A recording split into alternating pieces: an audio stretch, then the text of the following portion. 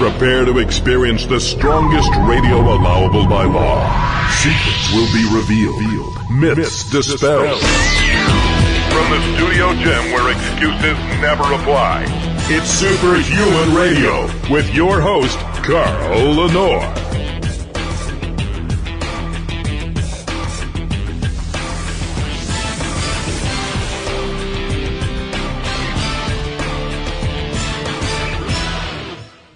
This is Science for Humans with Dr. Jeff Galini. Hey, Dr. J, how you doing? I'm good. How about you, Carl? Fantastic. For those of you listening to the show and critiquing it, we do get critiques once in a while. We are on Skype today because my Telos digital multiplexer, my friend for 11 years, has stopped working. I think we got struck by lightning, and I think something got fried. So I'm going to send it off to the folks at Telos and see if they can fix it. In the meantime, we have Dr. J via voice over IP. So how's it going, Dr. J? Man, it's going good. You know, Carl, today's show, it's interesting because I've gotten so many messages about people saying you should write a book about, you know, how you trained or you did get big. And I thought, well, I don't have time for a book, but let's do a show on it. Yeah. You know, just give the information away for free, right? Absolutely. Absolutely. And it's important to understand something. That way before you got into the supplement business, you were a professional bodybuilder, a percentage of a percentage of a percentage of very, very elite athletes. Bodybuilders, for those of you who don't know this, there is no harder working athlete than a bodybuilder. Their off season is when they train harder. You know, football players take off for the off season. Basketball players take off for the off season. Bodybuilders double down and work harder in the off season. Right. How long did you bodybuild? Was it more than a decade? Yeah, you know, it's interesting because I always lifted. So, like I said, you know, during football players would normally back down, but not me. So I really started bodybuilding, so to say, in 7th grade. But I really got into it as far as a sport in about 82, and I retired like in 83. So I spent years, you know, in the bodybuilding profession. But yeah, bodybuilding is the only sport that there is no. There's no such thing. If you're a bodybuilder, and if you're a bodybuilder for 10 years, you have laser focus for 10 years. Most people can't do anything for 6 months. Bodybuilders eat, drink, lift, sleep, and that's all they do for 10 years at a time. Yeah, it is a full-time job. I mean, you know, that's why I was so passionate when, you know, people ask me about how to get big, because there's so much that's involved, Carl. I mean, you know how hard it is. I mean, even at our age, you train, you know, it's just, you got to be focused, man. I mean, there's more to it than really meets the eye. And I think this day and age, people have lost the focus of what bodybuilding is about. You know, it's not, you know, the Ronnie Coleman's, you know, weighing 300 pounds. Bodybuilding is about taking your physique and feeling good, you know, being able to go out and wear a tank top, shorts, and right. just feel confident about yourself, but healthy, you know. So how does someone get huge? How does someone get big, Dr. J? So, and there's nothing wrong with being big along the way. So look here. You know, if you want to get big, and when I talk about big, I'm talking about putting on quality muscle, not getting fat. The first thing you got to think about is your training.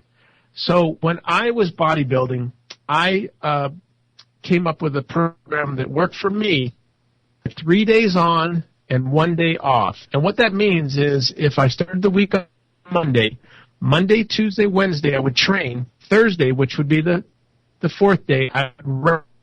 And then the cycle would start over again. Friday, Saturday, Sunday, Monday was rest. So my rest day was always a different day. But each week I would do each body part twice. Now the way I would break that up is on the first day of the cycle, I would do a pulling movement. So I would do back, rear delts, and biceps. The second day of the cycle was pushing movements. So that's your chest, your shoulders, traps in that area, and triceps. The third day was legs and calves. Fourth day, complete rest. Did not go to the gym. Did you do cardio? Did you ride your bike on the fourth day? Yeah, I mean, when I was in the diet mode, absolutely, you would do cardio. But, in California, you always did cardio. I mean, it was good on a rest day to go out and just go for a walk, right. Get on a bike and go down the bike path. To me, cardio was not breaking a sweat. It was just doing something that was fun, I'm an athlete. So it's hard to rest. But when I say rest, you stayed away from the weight training. You stayed away from the gym. And I didn't even go into the gym unless I, when I was training people, because about resting your mind, resting your body. And the thing that's important is how you train. So I'm going to use the I word, which means you've got to train intense. I can't tell you how frustrated I get when I go into the gyms and I see people that say I can't get big, and I watch them, and they're talking to their friends, they're walking around, they're getting a drink of water after each set, they're on their cell phones. I'm sorry, you are not going to get big training like that. I don't care what you do. You've got to be intense. So what you're saying is, if you have the ability to do much more than catch your breath after a set, you didn't push hard enough. If you spend more than 60 minutes in a training session, you're probably wasting your time. Because if you train by yourself, absolutely, you finish one set, I mean, literally, you start over again. Right. If you've got a training partner, the minute that person gets done, you are jumping on and doing your set and vice versa. You don't go to the gym to socialize, to talk. If you want to do that, that's fine. Being intense means that you are concentrating on what you're doing. The only talking that should happen if you've got a training partner is just encouragement, maybe counting out the sets, asking them what weight they want next. But you're not talking about what you're doing tonight, what you had for breakfast, what supplements. No. You do that after the gym. I see people leg pressing, Dr. J, and they're texting while they're leg pressing. And my attitude is, if you can text and leg press at the same time, you're not training hard enough. No, I mean, it's like texting and driving. Come on, you can't do two things at one time. I saw a guy the other day on a bicep curl machine. He's on his phone, and he's got one arm on the machine doing bicep curls, and he had like 2 pounds on there. Yeah. And I'm like, get focused. So anyhow, yeah, so being intense means that you are concentrating, you're thinking about what you're doing, you're taking it serious, because if you don't train, if you don't push that muscle, a friend of mine, Tom Platz, used to always say that the first 15 reps are worthless. When you get to the point where most people stop because it's too much pain, that's when you start growing. Yeah. So if you can't get beyond that, and you can't do it talking to people, socializing, you got to be intense. So I felt that, training each body part twice a week was what was required to really grow. Now, this is contrary to, football training and powerlifting training. Again, we're talking about putting on muscle, looking good, whether it's for a bodybuilding or physique or whatever you're doing, or just to look good, right? And feel healthy. So you got to hit it, man. Yeah. How about what's the next step in all of this? Is it diet come next? Yeah. So again, that is one whole portion. Now you've got your training, you're hitting it hard. You got to eat. And this is, again, I think a lost cause to most people, because eating is probably and was probably more difficult to me than training. Because, as a football player, as a powerlifter, it wasn't so crucial that I had my meals at the appropriate time.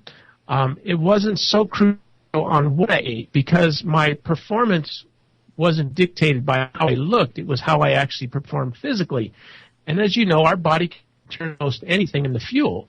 So as a football player, I had no problem with eating, a Big Mac and fries and then going to practice. Right. I mean, maybe it was a little heavy on my stomach, but you can't eat like that to put on muscle. Again, food is so important. Protein is the number one key. You got to get about 1.5 grams per pound of body weight that you want to get to. So whatever your target weight is, that's how much protein you want to need. And the higher the quality, the protein, the higher the quality of the muscle. I'm a fan of, lean cuts of red meat. chicken, turkey, fish. But it's how you prepare these meats. And that's really what it comes down to. Again, deep frying, McDonald's fish sandwich. I mean, that is not high quality protein. Will you gain weight? You sure will, but you're going to put on fat. You need quality protein that your body can actually utilize and not be competing in the gut with all these, preservatives and saturated fats and coatings and stuff. Mm-hmm. Now, the other thing that I think is a lost art is carbohydrates. Mm-hmm. Most athletes know how important carbohydrates are, but sometimes a lot of young bodybuilders getting in, they're on this low carb thing for whatever reason. So again, we got to isolate. There's a difference between contest prep training and training to get big. You got to have carbohydrates. If you're not eating carbs, your body's going to use that protein for fuel. And what are you going to have toward muscle building? Nothing. If you look at like runners who typically eat a lot of food, but if you ever touch them, like distance runners, their muscles are real flabby. They're real soft, and that's because their body is utilizing their proteins for their fuel, and they just don't have anything going toward that. You got to keep your carbs high. I mean, they should be 2 or 3 times your protein. And then I always recommend, eating a relatively lower fat diet. Now, obviously, everybody's diet is individualized. This is what I do, and this is what worked for a lot of people that I know. So, you moderate your fats. Again, higher quality type fats. If you use oil, use your olive oils. Again, we're talking about, fried foods, excess butters, and just things that, again, don't really do a whole lot for muscle building. And lots of fruits and vegetables. I mean, you got to get that fiber up, fruits, all the antioxidants, the vitamins and things. So you just got to eat a lot of good foods. And you don't gorge yourself. So when I was a football player, we went to the buffet and we ate and ate and ate till we couldn't eat no more, and I was full for 7 hours. Huh. Bodybuilding, you want to eat smaller meals, so 6 to 7 meals throughout the day. You should be getting protein in about every 2.5 hours. Protein. So that's the great thing about protein powders is it's very difficult, especially if you have a job, to be eating. So you can get your 3 or 4 meals of food, but you can drink your other meals utilizing protein powder. So it makes life a little bit easier when you do have high quality protein powders as well. And boy, I can't wait for those protein tablets to come back. Hint, hint. I'm working on it, man. Are you working on it seriously? I am, because I like drinking protein drinks, but when traveling and stuff, I had to go up a couple weekends ago to up in Missoula, Montana. It's about a 6-hour drive. And it's kind of a pain, packing all your protein powder and your shaker bottles. And I was thinking, man, I wish I just had a bottle of protein pills and some water. You know? So just chew them up, swallow them. Yeah, so I'm kind of working on that. But again, food, it's a full-time job. You got to plan your meals. You got to prep But them. if you want to get big, and this is the biggest thing that I know a lot of people who tell me they just can't grow. Over the years, I've heard people. And then when you look at what they eat, and then you ask, are you eating enough? Oh, man, I eat so much. And when you look at what they eat, they're not eating enough. You cannot grow if you're not eating. Look at somebody who becomes fat. Do you think you could become fat by not eating more calories than your body is using? Of course not. And you can't grow muscle unless you're eating. You're in a calorie abundance. You need to be eating more calories than your body is using day in and day out, so that it can produce the muscle that you want. So if you're not growing and you're not getting fat, I'm sorry, you're not eating enough. That's the bottom line. And the discussion ends right there, in my opinion. What do you think before we go into the break? I agree, and that's the first thing when I'm working with somebody. I say, you know what? You need to chart what you're eating for 1 week, and it's amazing because when I actually get those lists, what you said, they're not eating nearly enough and not often enough. All right, we're going to take a break. When we come back, let's talk about supplements because obviously there are supplements out there that can help you get big. We're talking right now with Dr. Jeff Galini. These are his training tips on how to put on massive amounts of muscle. It can be done. It takes time. And sometimes it takes supplements. We'll get back to that when we come back.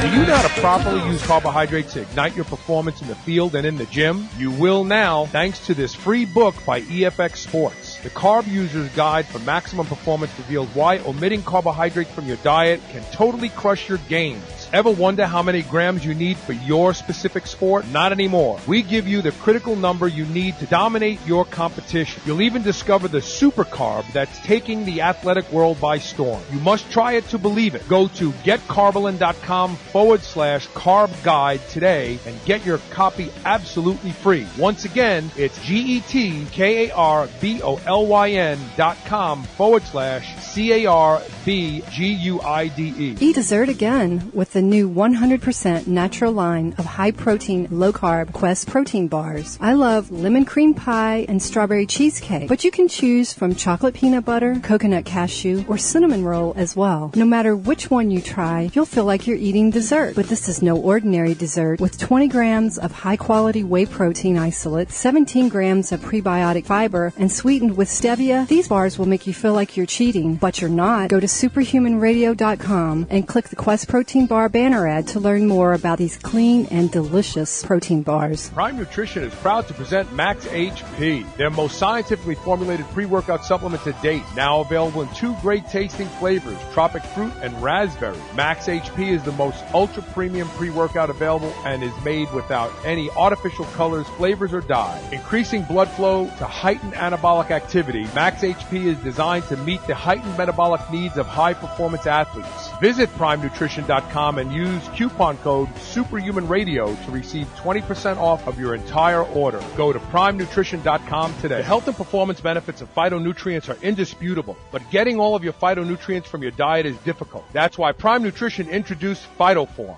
PhytoForm has nearly 11 grams of all the micronized veggies, fruits, fiber, minerals, and antioxidants you need. Alfalfa, organic spirulina, and chlorella, plus acai, pomegranate, goji, bilberry, blueberry, raspberry, cranberry, and papaya. Cabbage, spinach, broccoli, beet, the list goes on and on. You won't find a better, more complete fruits and greens blend anywhere. It even includes PQQ, which has been shown to improve mitochondrial biogenesis. Go to superhumanradio.com and click the Prime Nutrition banner ad today and use coupon code SHR to save 30% off. Prime Nutrition, the best or nothing. 4.6 million years of evolution gave us the blueprint for the perfect protein supplement for humans. So why do all protein supplement manufacturers ignore it?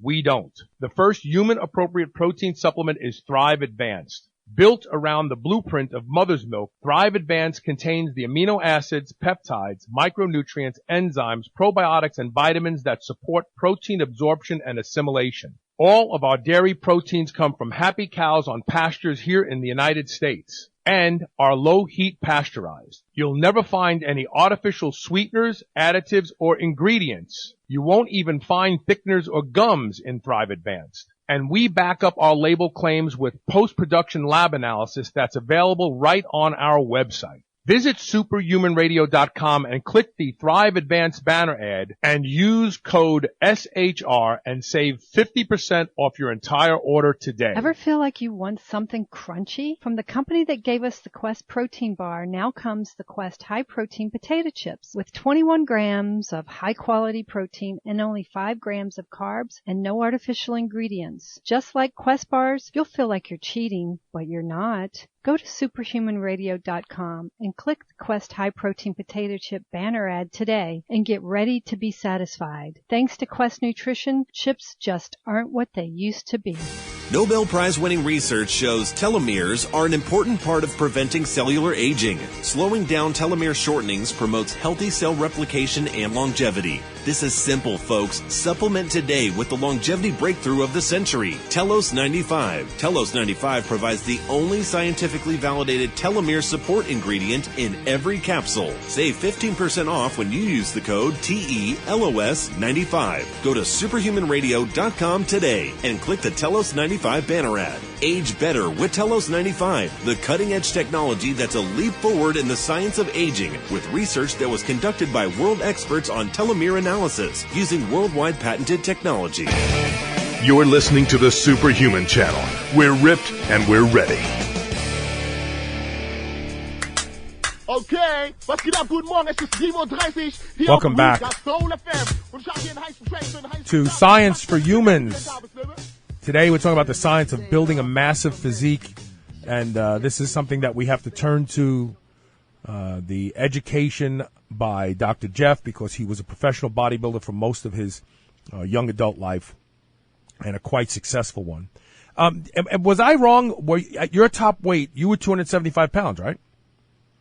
Yeah, that was my top weight. And, you know, it's interesting because if you look at pictures of my top weight, I had some people comment and say, wow, you were ripped. And as a bodybuilder, I was actually smooth. But to the normal person, you know, I didn't have any fat, even at that weight. Yeah.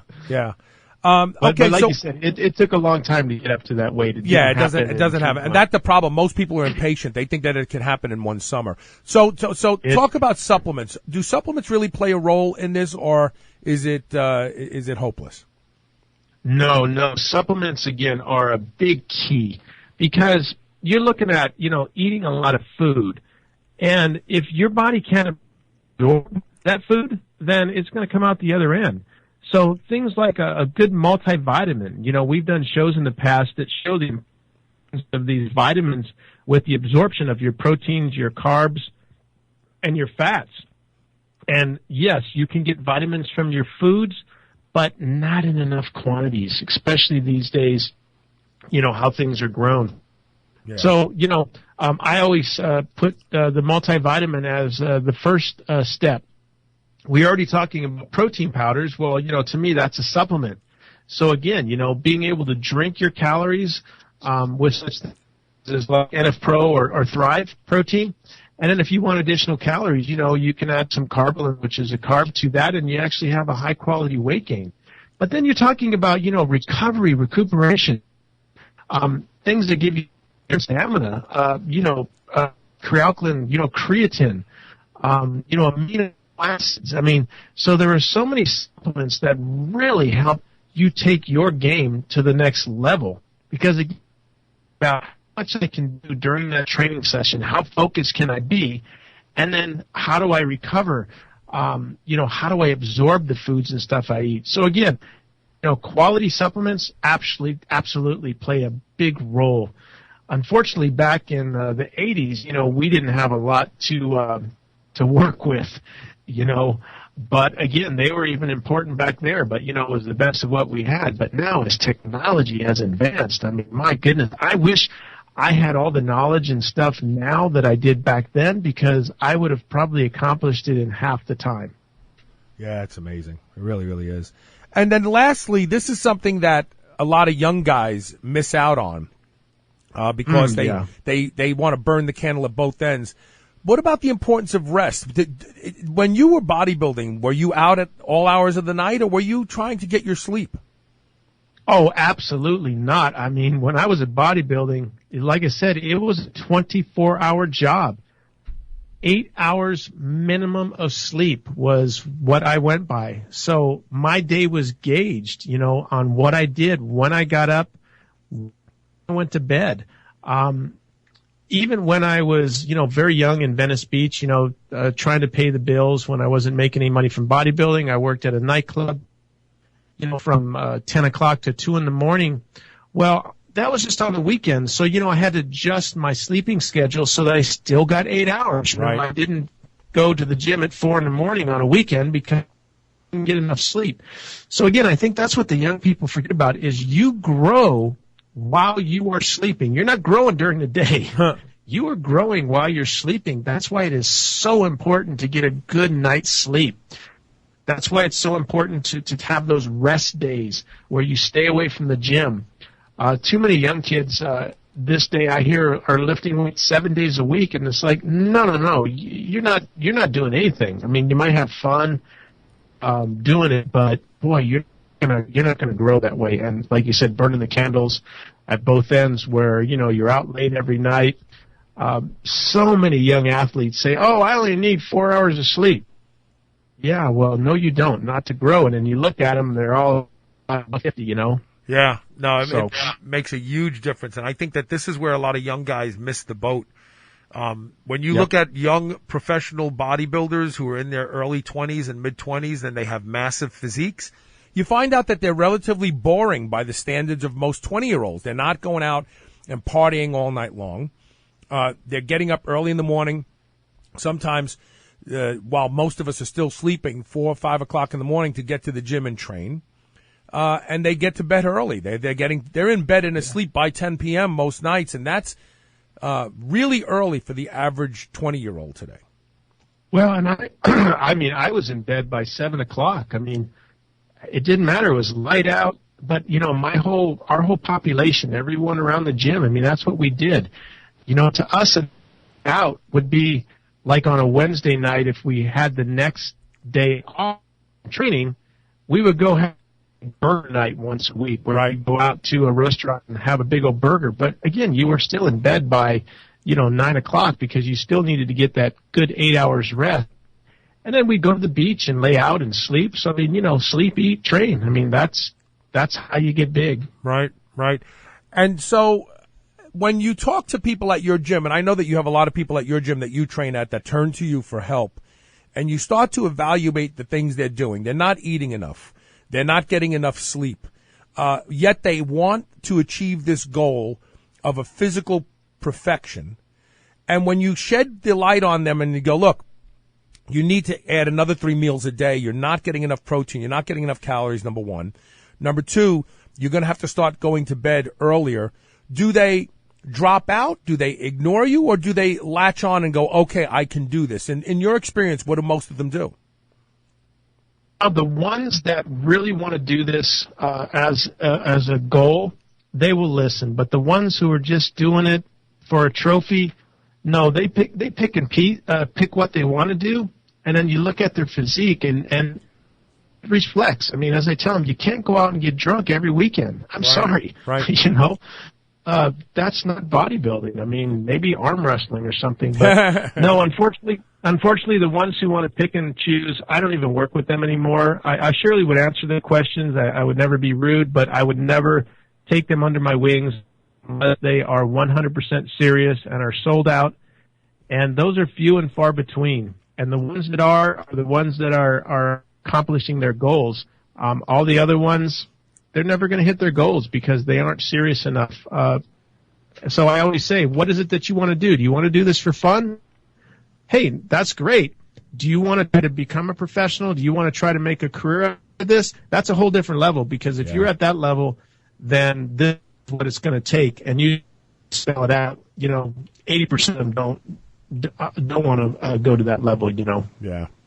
All right, so if you have questions for Dr. Jeff, and those could be questions about training, nutrition, supplementation, or if you'd like to try some samples of All-American EFX products, there is a banner ad on the Superhuman Radio website down at the bottom right-hand side that says Ask the Scientist. Click that banner ad and ask Dr. Jeff your questions, or salute him as Supplement Santa and ask him for some freebies. There you go, and you'll get them. So there you go. And then follow me on Facebook, like my page. I'm also on Twitter, Instagram. Always giving information. That's why I'll probably never write a book, because it's there for your use. Right. That's what I do. Well, but you're too busy too, running a large corporation and manufacturing supplements, and to write a book, you've got to have a lot of blank time in the afternoon to sit down and write a book. So this is even better. The one book I did, it took a long time. So absolutely. All right, Dr. J, thanks a lot for being on the show today, brother. Thank you, man. We'll catch you guys.